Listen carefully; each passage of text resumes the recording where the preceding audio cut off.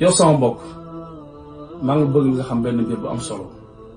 xamal na tey yaa ngi ci bisu àjjuma muy bis bu màgg muy bis bu rëy muy bis boo xam ne jant bi fenkul bis boo xam ne moo gën bisu àjjuma waaye nag may attirer sa attention ci ñaari mbir rek nga bàyyi ci xel ci bisu àjjuma am na waxtu bi ci nekk boo xam ne ku ci ñaan borom subhaanahu wa taala nangul la ku ci tuub yàlla nangul la ku ci jéggul yàlla jéggal la waxtu boo fa nekk nag ñaari wax ñoo leen ci benn bi nee nañ jamono bi imaam di ñëw di toog ci minbar bi ba keroog julli ji di jeex la ñu ne période boobu yëpp loo ci mën a ñaan borom subhaanahu wa taala yàlla dina ko nangu wax ji gën a siiw nag ci borom xam-xam yi te gën a bëri lool gën a ëpp doole nee nañ après julli tàkkusaan la ba keroog timis si jot bisu àjjuma kon après julli tàkkusaan ba keroog timis si jot bisu àjjuma bul ko sàggane jël ko nga ci ñaan borom subhaanahu wa taala sa soxla wax ci sa bëgg-bëgg tuubal nga delluwaat ci borom subhaanahu wa taala sahaabul kiram dañ doon ñaan bay ñaan xorom bi ñuy safale seeni cin daan leen bàyyi dara sax na ci siira sax na ci athar sax na ci histoire sahabatul kiram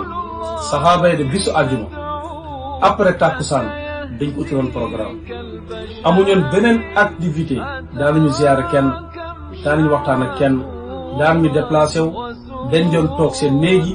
wala toog seen kër yi wala toog ci place boo xam ne ñoom rek ñoo fay nekk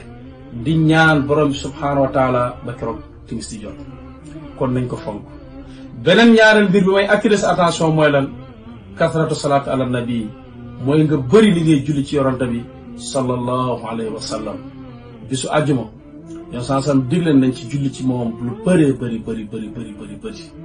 boroxamam ñu ne nag nekkul suba gi mais day commencé alxamis ginnaaw biñ jullee timis ba pare ba keroog bisu àjjuma suñ jullaatee timis mooy li ñuy tuddee guddi àjjuma ba bisu àjjuma suñ jullee timis